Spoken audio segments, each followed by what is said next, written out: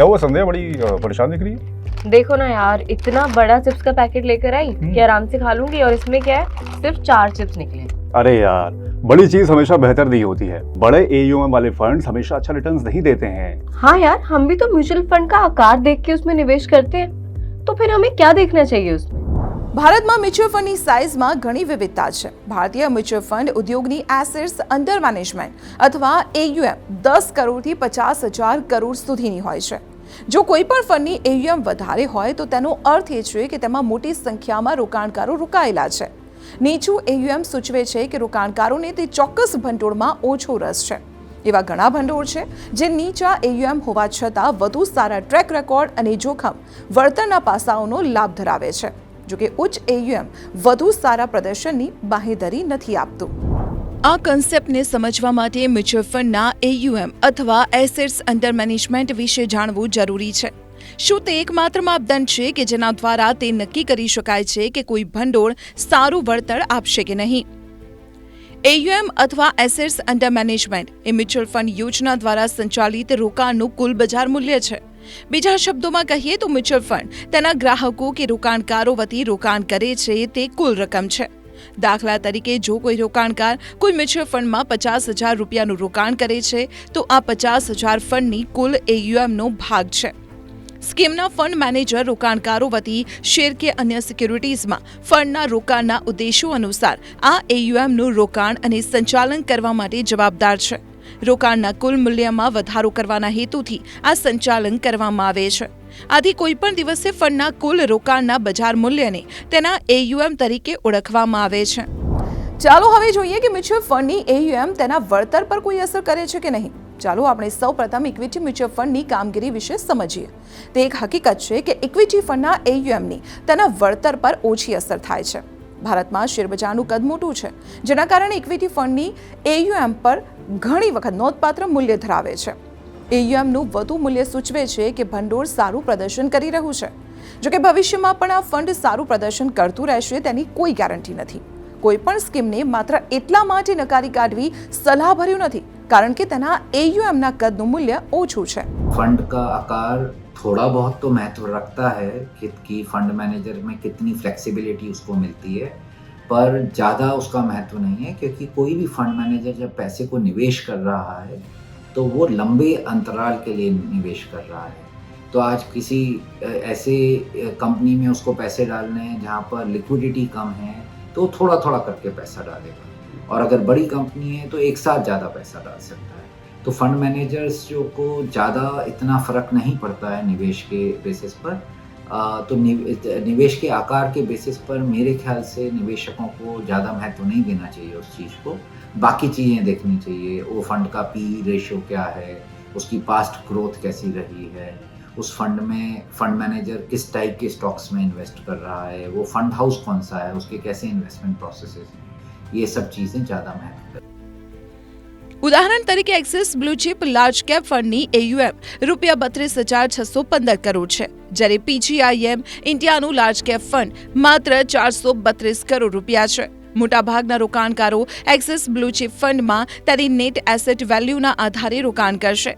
જો કે જો આપણે વળતરને ધ્યાનમાં લઈએ તો PGIM ઇન્ડિયા લાર્જ કેપમાં 1 અને 3 વર્ષમાં વધુ સારું વળતર મળ્યું છે।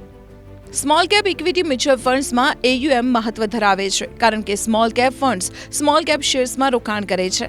નાની કંપનીઓમાં ગ્રોથની શક્યતા છે। જો કે ક્યારેક આવી નાની કંપનીઓ ફંડની અછતને કારણે સંઘર્ષ કરતી હોય છે। મિડ કેપ કે લાર્જ કેપ શેર્સની સરખામણીએ સ્મોલ કેપ શેર્સ ઓછા લિક્વિડ હોય છે। બજારમાં જ્યારે પણ ઘટાડો થાય છે ત્યારે 100 થી 50 કરોડ રૂપિયાના મૂલ્ય ધરાવતા સ્મોલ કેપના ફંડમાં રિડપ્શન વધે છે। આ કારણે ફંડને કેશની અછતનો સામનો કરવો પડે છે। આવી સ્થિતિમાં રોકાણકારોની ઉપાડની રકમને કવર કરવા માટે ફંડ મેનેજર માટે શેર વેચવાનું સરળ નથી। બીજા શબ્દોમાં કહીએ તો NAV ઘટે છે, જેના કારણે રોકાણકારોને નુકસાન થાય છે। જો આપણે ડેટ ફંડ્સની વાત કરીએ તો આમાં AUM અથવા ભંડોળનું કદ થોડું મહત્વ ધરાવે છે। વધુ AUM ધરાવતા ડેટ ફંડ્સનો ફાયદો એ છે કે મોટા ફંડનો એક્સપેન્સ રેશિયો ઓછો હોવાથી તેમાં રોકાણ ઓછું હોય છે। તેઓ નાના ફંડની તુલનામાં મોટી રકમનું રોકાણ કરી શકે છે। નોંધપાત્ર એસેટવાળા ડેટ ફંડ્સ ડેટ ઇશ્યુઅર્સ સાથે વધુ સારા વ્યાજદરની વાટાઘાટો કરવા માટે વધુ સારી સ્થિતિમાં હોય છે, જેને પગલે વધુ સારું રિટર્ન મળે છે. જોકે મોટા ડેટ ફંડની એક સમસ્યા છે. જરૂરિયાતના સમયે તેમને લિક્વિડેટ કરવા અથવા પૈસા ઉપાડવા મુશ્કેલ છે. જો ડેટ માર્કેટ લિક્વિડ હોય અને ફંડને કેશ ઇનફ્લો જરૂરી હોય તો ફંડ ભેગું કરવું સહેલું નથી. ચાલો આપણે 3 વર્ષ પહેલા એપ્રિલ 2020માં ફ્રેન્કલિન ટેમ્પલ્ટન ડેટ ફંડ પર આવેલી કટોકટીનું ઉદાહરણ લઈએ. ફંડ હાઉસે તેના ડેટ ફંડ સિક્યુરિટીઝના વેચાણમાં પડકારોનો સામનો કરવો પડ્યો હોવાને કારણે 6 ડેટ ફંડ સ્કીમ બંધ કરવી પડી હતી. તે આપણને તે હકીકતે સમજવામાં મદદ કરે છે કે સારા રિટર્ન માટે AUMનું કદ એકમાત્ર મહત્વનું પરિબળ નથી. લિક્વિડિટીનું સ્તર જેવા પરિણામો પણ ડેટ સિક્યુરિટીઝમાં મહત્વના હોય છે. કેટલાક ફંડ્સમાં AUMનું કદ એક ફાયદો પણ આપે છે, પરંતુ ફક્ત એક ચોક્કસ હદ સુધી. તેથી રોકાણકારોએ રોકાણ માટે કોઈ પણ ફંડની પસંદગી કરતી વખતે કેટલાક પરિબળો ધ્યાનમાં રાખવા જોઈએ, જેમ કે ફંડ મેનેજર અને તેની ટીમની કાર્યક્ષમતા અને ક્ષમતા, ફંડ હાઉસનો ટ્રેક રેકોર્ડ અને શેર અથવા તો અન્ય સિક્યુરિટીઝની પસંદગીમાં તેના દ્વારા અનુસરવામાં આવતી પ્રક્રિયા. કોઈપણ ફંડમાં રોકાણ કરતા પહેલા રોકાણકારે તેના ટ્રેક રેકોર્ડ, એક્સપેન્સ રેશિયો, વિશ્વસનીયતા, રિસ્ક અને રિટર્ન વચ્ચેનો સંબંધ વગેરેને સમજી લેવું જરૂરી છે. જો તમે મિડ કેપ અથવા સ્મોલ કેપ ફંડ્સમાં રોકાણ કરી રહ્યા છો તો તે વધુ સારું છે કે તેના AUMનું કદ ન તો ખૂબ મોટું હોવું જોઈએ અને ન તો ખૂબ નાનું હોવું જોઈએ. તેવી જ રીતે જો તમે ફ્લેક્સી કેપ, લાર્જ કેપ અથવા ફિક્સ ઇન્કમ ફંડ્સ વચ્ચે પસંદગી કરી રહ્યા હો તો આદર્શ રીતે ફક્ત તેમના AUMના કદનું કોઈ મહત્વ નથી. तो फंड की कैटेगरी के हिसाब से ये डिसाइड करना है कि फंड का आकार को देखें हम या नहीं देखें. अभी अगर आप लिक्विड फंड जैसे है उसमें डाल रहे हैं तो आकार का कोई महत्व नहीं है, क्योंकि लिक्विड फंड में अगर आप 10,000 करोड़ का फंड है या 50,000 करोड़ का फंड है वो सभी एक तरीके का रिटर्न ही जनरेट करेंगे. पर अगर स्मॉल कैप फंड्स में डाल रहे हैं जहाँ पर लिक्विडिटी कम है और बहुत सारे स्टॉक्स हैं और छोटे छोटे स्टॉक्स हैं तो वहाँ पर छोटा फंड हो सकता है थोड़ा ज़्यादा अच्छा कर ले बड़े फंड के मुकाबले में, पर ये कहना यकीन से थोड़ा मुश्किल है.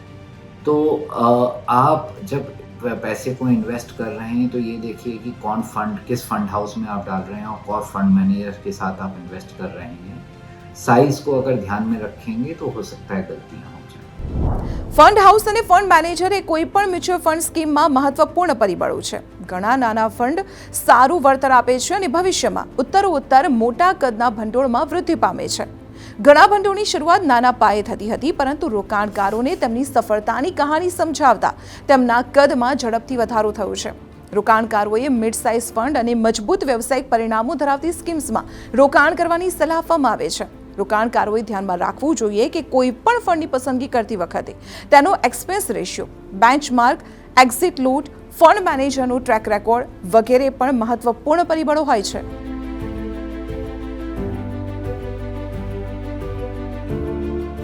આવા જ ઇન્ટરેસ્ટિંગ વિડીયો જોવા માટે આપ મની9 ગુજરાતીની YouTube ચેનલને સબસ્ક્રાઇબ કરી શકો છો. સાથે જ રેડ આઇકન બટન દબાવજો. એટલું જ નહીં, મની9 ગુજરાતીના ફેસબુક પેજને પણ આપ લાઇક કરી શકો છો અને ટ્વિટર અને ઇન્સ્ટાગ્રામ આ બંનેને ફોલો કરવાનું ના ભૂલતા, કારણ કે સમજ છે તો સહજ છે.